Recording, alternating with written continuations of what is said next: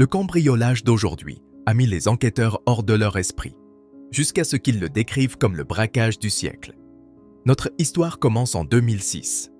Des cambrioleurs avec des armes ont pénétré dans une banque argentinienne et ont pris des otages. Après plusieurs heures de négociations, les cambrioleurs ont coupé toute communication avec la police. Le bâtiment a été assailli par des forces spéciales. Cependant, ils n'ont pu trouver personne. Le coffre-fort de la banque a été pillé comme prévu. Mais ce qui était remarquable, c'était la disparition des voleurs, sans aucune trace de la façon dont ils ont pu s'échapper. C'est le plus grand cambriolage de banque de l'Argentine. C'était un cambriolage habile et raffiné. Il a été réalisé par 4 voleurs. Le premier est le commandant de l'opération, Fernando Araujo. Sébastien Pollester fut le deuxième ingénieur de processus. La troisième personne était le financier, Beto Lator. Louis Silence, le quatrième, était le plus violent. Avec 2 autres personnes dont l'identité n'a pas été révélée, l'une était connue comme le médecin et l'autre comme le garçon. L'histoire commence avec Fernando, chef de l'opération, qui est allé chez un thérapeute et lui a dit qu'il voulait voler une banque. Le médecin a été étonné. Il a supposé que Fernando disait ça parce qu'il n'en était pas conscient. Le médecin lui demanda comment il avait eu l'idée. Est-ce parce qu'il veut accumuler une grande somme d'argent? Fernando répondit. Non, non, je n'ai pas besoin d'argent. Vous savez qui je suis. Je suis un artiste et je crois que je peux créer une magnifique œuvre d'art sur le thème du cambriolage de banque. Le psychiatre a demandé quel était son plan pour effectuer l'opération. Cependant, le commandant ne lui a fourni aucune information. En effet, les préparatifs du plus grand cambriolage de banque de l'histoire argentine ont commencé. Fernando sortait tous les jours pendant cette période. Il a commencé à traverser les rues de Buenos Aires, capitale de l'Argentine. C'est pour enquêter sur les objectifs potentiels de l'opération. Il a, en fait, rencontré une banque appelée Paco Rio. C'est l'une des banques les plus connues de l'Argentine, avec des succursales dans le monde entier. À l'époque, la plupart des personnes riches conservaient leurs biens, tels que l'argent, les bijoux et l'or, dans cette banque. En conséquence, Fernando a commencé à envisager plusieurs méthodes pour mener l'opération. La première méthode est pour eux d'entrer dans la banque avec leurs armes et de voler de l'argent du personnel bancaire. Ensuite, fuyez rapidement avant que les policiers encerclent la zone. Cependant, cette stratégie est extrêmement dangereuse et les récompenses seront minimes. Ils n'auront pas longtemps à voler le trésor qui est situé sous terre. La deuxième méthode consiste à pénétrer dans la banque alors qu'elle est fermée. Cette stratégie consiste à creuser un tunnel souterrain qui leur permettra d'atteindre en toute sécurité le trésor principal de la banque. Cependant, cette stratégie a aussi un défaut. La banque est équipée de systèmes d'alarme sophistiqués. L'existence de capteurs de température qui peuvent détecter quelqu'un à l'intérieur du coffre-fort est également vitale. Chaque méthode est dure et dangereuse. En conséquence, le leader a choisi d'utiliser la deuxième option. Il construira un tunnel souterrain, au moins. S'il réussissait, il serait en mesure d'obtenir des récompenses substantielles. Il commença à se demander, comment sera-t-il capable de creuser ce tunnel? Il a d'abord déclaré, je louerai une maison ou un entrepôt près de la banque. Et de là, je creuserai un tunnel qui me permettra d'atteindre le trésor. Cependant, la chance sourit au leader. Il a découvert une solution qui lui permettra de réduire à moitié tout cet effort. Un jour, alors qu'il est en mission de reconnaissance, il prend note des trous d'égout dans la route devant la banque. Cela signifie également qu'il y a un tunnel d'égout qui existe déjà et qui court directement devant la banque. Fernando a commencé à tracer ces trous d'égout le long de la rue, jusqu'à ce qu'il atteigne la bouche de l'égout. La bouche, comme vous pouvez le voir, est une grande ouverture située à 160 mètres de la banque. C'est exactement ce qu'il espérait. Il a découvert un tunnel près. Fernando entra dans le tunnel et commença à l'explorer. Mais il avait besoin de l'aide d'une autre personne. Il ne sera pas en mesure de terminer le processus seul. La première personne qui me vint à l'esprit était un de ses amis nommé Sébastien, également connu sous le nom de l'ingénieur. Il est un expert en électronique et en sciences mécaniques. Le chef exprima l'idée à son ami, qui fut étonné. Voilà ma réaction quand j'ai découvert que vous n'aviez pas souscrit à la chaîne. Ok, revenons à l'histoire, Fernando. Il n'avait aucune tendance criminelle ou de l'expérience de pillage de banque. Comment quelqu'un comme ça a-t-il réussi à voler l'une des banques les plus protégées de l'Argentine? Fernando, d'autre part, dit J'ai réussi à concevoir un plan qui nous permettra d'atteindre le trésor avec facilité. Et alors tu seras riche, mon ami. » Et c'est à ce moment-là que l'ingénieur a commencé à réfléchir attentivement au problème. Surtout compte tenu de l'histoire de sa famille avec les banques. Son père a perdu tout son argent précieux et ses économies quand le système bancaire argentin a échoué il n'y a pas si longtemps. En conséquence, l'ingénieur a supposé que la banque était le mauvais type dans l'équation. À cet égard, il a informé Fernando qu'il se joindrait à lui dans l'opération. Et le rôle de l'ingénieur a commencé. Il fit son premier pas directement dans le tunnel d'égout. Il a commencé à faire des mathématiques pour savoir où les fouilles ont commencé. Le plan consiste à creuser un sous-tunnel qui sera relié à la banque et au système d'égout. Après cela, il est allé à la banque et a prétendu y déposer l'or. Il a été conduit en bas par l'employé. Et c'est là qu'il a vu le trésor. Il a commencé à prendre une série de photos secrètes. L'ingénieur a été en mesure de déterminer le nombre de caisses de dépôt dans le trésor de cette façon. Mais il faut se rappeler une chose, Fernando et son ami ingénieur sont tous deux nouveaux dans le monde du crime. Et il y a quelque chose de plus significatif, les outils que l'ingénieur créera coûteront beaucoup d'argent. Fernando a commencé à chercher un nouveau compagnon pour les rejoindre ici. Appelez le médecin, une personne dont le nom n'a pas été révélé. Le médecin a contacté les personnes nécessaires pour les aider avec l'opération. Beto Lator a été le premier à s'exprimer. Désigné comme un financier, il était un homme avec un passé criminel et une expérience antérieure avec les armes. « Pouvez-vous financer l'opération ?» Fernando a demandé. Il a continué à dire « Honnêtement, je n'ai pas l'argent, mais j'ai un camion. Je peux le vendre et financer l'opération. » En conséquence, Beto Lator devient le troisième membre de la bande. Mais Fernando avait besoin d'une quatrième personne. Cet individu sera affecté au travail manuel. L'ingénieur travaillera dur pour créer des outils. Le médecin a suggéré un quatrième membre du groupe. Son nom était Louis Silence et il était connu sous le nom de Violent. Louis était un membre d'une bande dure avec une vaste expérience dans le domaine du volume. Il a effectué de nombreuses opérations. Louis était toujours prêt à utiliser la force. Malgré cela, il était intelligent et habile à jouer et à mentir. Cela sera très crucial dans le processus. La bande est maintenant complète. De là, tout le monde a commencé à planifier l'opération. Cependant, l'ingénieur demanda au commandant « Des plans pour le bâtiment de la banque ? C'est moi qui m'occuperai de l'amener. Tu n'as pas à t'inquiéter de ça, » leur dit le violent Louis. Il a en fait réussi à atteindre son objectif d'une manière inconnue. Les travaux ont commencé et avec l'aide des plans, ils ont été en mesure d'établir précisément où creuser le tunnel.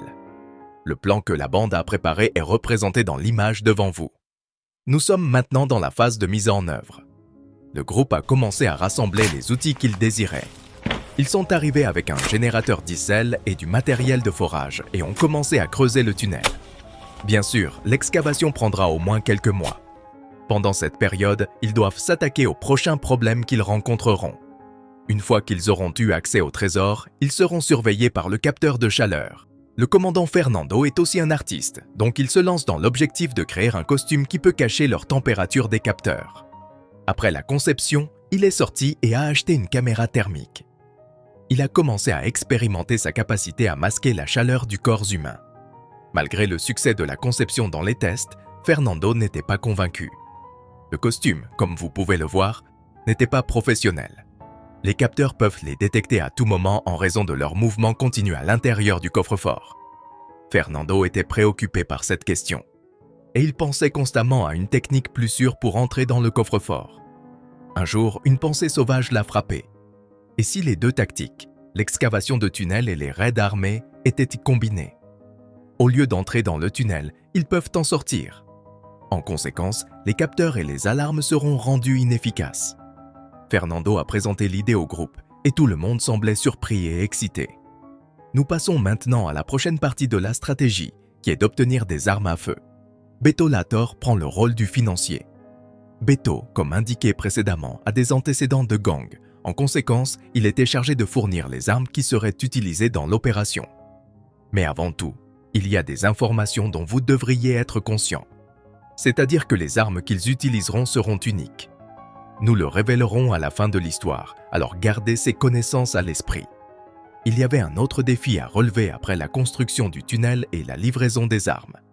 Il s'agit d'assurer une évacuation rapide du tunnel, une fois le braquage terminé. Le premier plan était de s'échapper par les entrées du tunnel d'égout. Cependant, ils ont reconnu que la police pouvait s'y attendre et les ont donc arrêtés. La deuxième option est de partir simplement par les ouvertures des eaux usées. En réalité, ils ont découvert un fossé à 200 mètres de la banque. L'idée brillante est d'apporter une voiture de fret qui a été modifiée avec une entrée inférieure. Vous devez maintenant vous concentrer. Lors de la fuite, le camion s'arrêtera au-dessus de l'ouverture des eaux usées. Les voleurs pourront ensuite sauter directement à l'intérieur de la voiture à partir de l'égout sans être vus. Maintenant, il y a quelque chose de crucial à noter. Le gang a converti le camion de frais dans un entrepôt près de la maison de Beto. La chose la plus importante à savoir, c'est que la femme de Beto a été témoin de toute la bande. Ils lui demandèrent « Qu'est-ce que cette femme fait ici ?»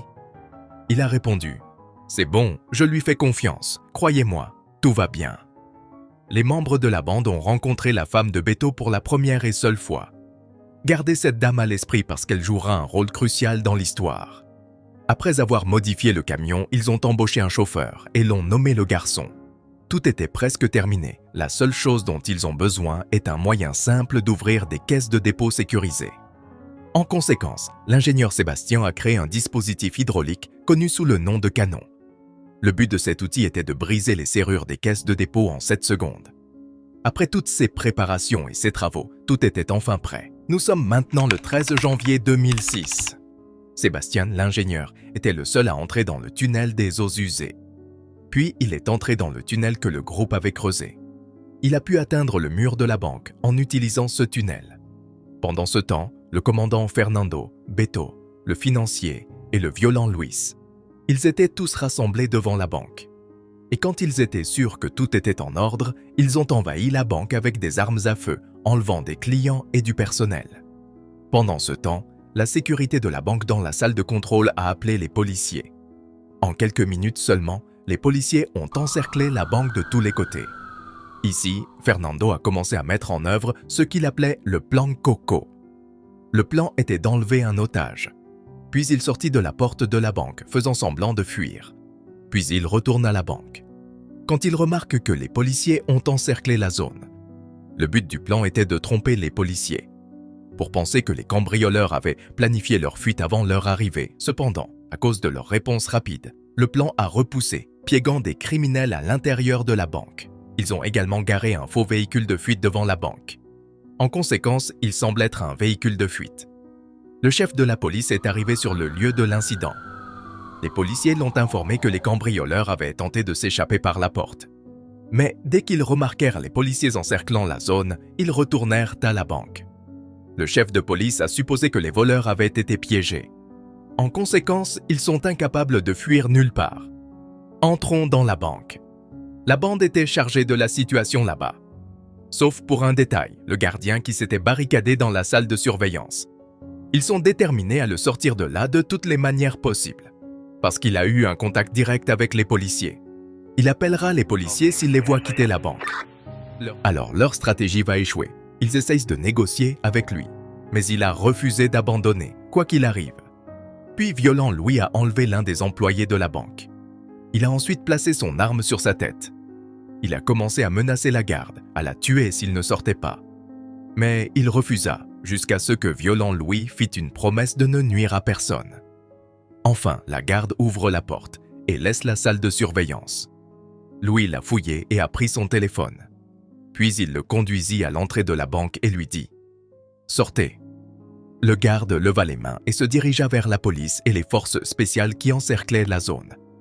Le commandant de sécurité a demandé la situation à l'intérieur.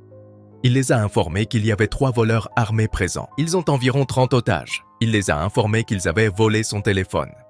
Et à travers les fenêtres de la banque, le commandant de la sécurité a remarqué l'un des cambrioleurs masqués, tenant le téléphone et renonçant à sa main. Et il leur dit de l'appeler. Pendant ce temps, commandant Fernando contactait l'ingénieur Sébastien, qui était là dans le tunnel. Il lui ordonna de forer un trou dans le mur du trésor principal de la banque. Après quelques instants, il se rendit compte du bruit de quelque chose qui bougeait. C'était Fernando, l'ingénieur. Il entre dans le trésor par le tunnel qu'ils ont construit. l'ingénieur Sébastien a utilisé l'outil de canon hydraulique pour pénétrer dans le coffre-fort de la banque. Il a commencé à l'utiliser pour ouvrir des coffres-forts. Pendant ce temps, Peto, le financier, et Louis le violent prend les captifs. Ils tentent de retarder la police pendant 2 heures, pour que l'ingénieur et le commandant puissent ouvrir autant de boîtes que possible. Pendant ce temps, Louis le violent est le type chargé de négocier. Il parlait au téléphone avec les policiers. Et comme je l'ai déjà dit, Louis, il est brillant dans la tromperie et l'action. Il a donc pu garder les policiers à l'abri pendant une longue période. Le chef de police a demandé « Quelles sont vos exigences? Qu'est-ce que tu désires ?» Louis répondit « Pour être honnête, nous sommes entrés dans la banque pour le voler et nous voulions fuir rapidement. Mais vous nous avez entourés. Nous ne nous attendions pas à cela. Nous ne voulons nuire à personne et nous n'avons aucune idée de ce qu'il faut faire. » Par la fenêtre de la banque, le chef de police observa le violent Louis. Mais ce qui était étrange, c'était que Louis semblait détendu au téléphone avec lui. Le chef de police a été étonné quand il a découvert que l'individu avec qui il parlait avait de l'expérience et un casier judiciaire. Louis avait en effet interrompu ses pensées. « Écoute, mon ami, dit-il, je n'ai été libéré que récemment de prison. Ce n'est pas la première fois que je vole. Je suis conscient de tes astuces. En conséquence, je t'encourage à ne pas jouer avec moi, parce que cela pourrait aboutir à un résultat désastreux pour les prisonniers. Et maintenant, il est temps de dire au revoir. » Louis a accroché le téléphone à la tête de la police. C'était sa façon de démontrer son commandement de la situation. En conséquence, la police réfléchit à 2 fois à prendre des mesures contre le groupe. Louis était capable d'acheter du temps. 2 heures après le braquage, le commandant Fernando a appelé le numéro de Luis. Il l'a informé qu'il commencerait à mettre en œuvre le plan d'évasion. Louis a exécuté son dernier truc spectaculaire ici. Il a appelé le chef de la police et il l'a informé que la bande avait décidé de se rendre. Cependant, dans un cas, la police devrait leur acheter de la pizza. Le chef de police est d'accord. Ils apportent de la pizza. Mais le violent Louis a commandé la pizza dans un restaurant italien situé loin de la banque, avec l'intention de les retarder le plus longtemps possible. Louis a ensuite coupé toutes les lignes de communication avec la police. Il a ordonné aux otages de rester immobiles sur le terrain. Il a menacé que si quelqu'un intervient, il sera abattu immédiatement. Pendant cette période, Fernando et Sébastien étaient dans le coffre-fort de la banque, emballant tous les prix dans des sacs. Les sacs furent ensuite jetés dans le tunnel qu'ils avaient creusé. Louis et Beto se joignirent bientôt à eux. Avant de sortir du tunnel, ils ont placé leurs armes sur un tissu. La fin de l'histoire expliquera pourquoi ce mouvement se produit. Lorsqu'ils s'en allaient, ils retournèrent le coffre des tiroirs pour passer l'ouverture du tunnel.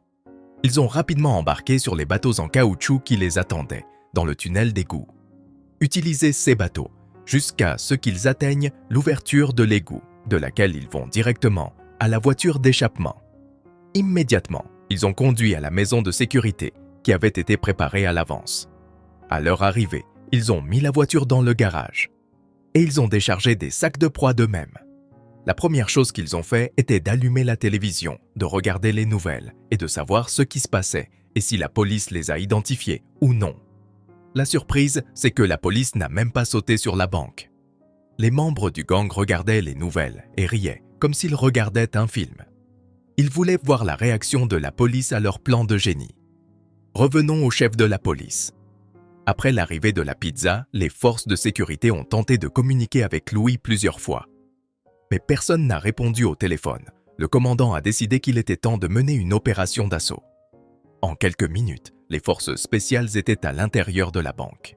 Mais tout ce qu'ils ont trouvé, ce sont les otages, assis sur le sol. La police n'a pas été en mesure de déterminer comment les voleurs sont allés, ou comment ils ont échappé. Ils pensaient que les voleurs s'étaient cachés parmi les otages. Enfin, après une période de recherche et d'inspection, découvrez le trou derrière la poche des tiroirs. Mais le problème était qu'ils ont trouvé quelque chose devant eux qui ressemblait à une bombe. Par conséquent, ils ont dû appeler l'équipe de bombardement pour l'examiner. Mais à la fin, ils ont découvert que c'était juste une fausse bombe. Revenons à la maison de la bande. À l'époque, la bande partageait le butin. Leur dépouille, une petite structure, consistait en argent, en or et en bijoux. La banque a indiqué que le montant des articles volés était estimé à 19 millions de dollars. Par conséquent, Ceci est considéré comme le plus grand cambriolage de banque dans l'histoire de l'Argentine. Après avoir partagé le butin entre eux, le plan était pour chacun d'aller à un autre endroit. Ils ont convenu qu'ils ne se verraient pas le reste de leur vie. Bien sûr, ils étaient heureux, mais l'un d'eux perdrait rapidement tout. Les autres le suivront l'un après l'autre. Cette personne était Beto, le financier. Comme nous l'avons dit précédemment, sa femme était au courant du volume, et ce qui s'est passé, c'est qu'un jour, Beto est rentré à la maison et a remarqué que l'un des sacs de pillage était disparu. Il demanda à sa femme, et elle répondit froidement « Oui, j'ai pris 3 ou 4 petits sacs. Il contient environ 100 de milliers de dollars. » Il lui dit en colère « Nous essayons de nous éloigner de la suspicion. Comment pouvez-vous prendre une si grande quantité sans me le dire? Tu nous mettras en danger. » Ici, Beto a décidé de cacher ses proies ailleurs. Mais il ne s'attendait jamais à ce que sa femme ferait ensuite. En fait, dès qu'il a quitté la maison, sa femme est allée directement au commissariat. Elle a apprécié la raison de ce comportement étrange. Il est jaloux. Oui, jalousie. Sa femme, elle pensait qu'il s'enfuirait avec l'argent, puis se remariera. Bref, Beto a été arrêté. Et puis, il a été interrogé. Mais il a refusé de révéler l'identité de ses partenaires. Mais avec l'aide de sa femme et d'autres preuves, la police a pu identifier toute la bande. Et ils ont tous été arrêtés. Ce qui est étrange, c'est que la plupart des objets volés n'ont pas été récupérés. Là où le gang l'a caché dans des endroits difficiles. Ils ont refusé de révéler ces endroits. Ils ont été condamnés à une peine d'emprisonnement allant de 9 à 15 ans. Mais aucun d'eux n'a terminé sa peine. Au contraire, ils ont été libérés beaucoup plus tôt, par bon comportement et discipline. Chacun d'eux a passé près de 2 ans en prison. Ils ont ensuite été placés sous arrestation à domicile pendant 2 ans. La punition était légère. La raison en est les armes qu'ils ont utilisées. Quand je vous ai dit que leurs armes contenaient quelque chose de spécial. Enfin, nous allons révéler le secret. Ces armes étaient fausses, pas réelles. Imaginez qu'ils aient mené cette opération folle en utilisant des armes falsifiées. En fait, c'était un geste très intelligent. Même s'ils étaient arrêtés, leur peine serait réduite. Et c'est ce qui s'est passé. Les compagnies d'assurance ont indemnisé les clients de la banque. Si vous êtes ici, écrivez dans les commentaires « Je suis une légende » et vous obtiendrez immédiatement un cœur. Abonnez-vous à la chaîne et aimez la vidéo. Cela aidera notre chaîne à se développer. Maintenant, au revoir jusqu'à la prochaine histoire.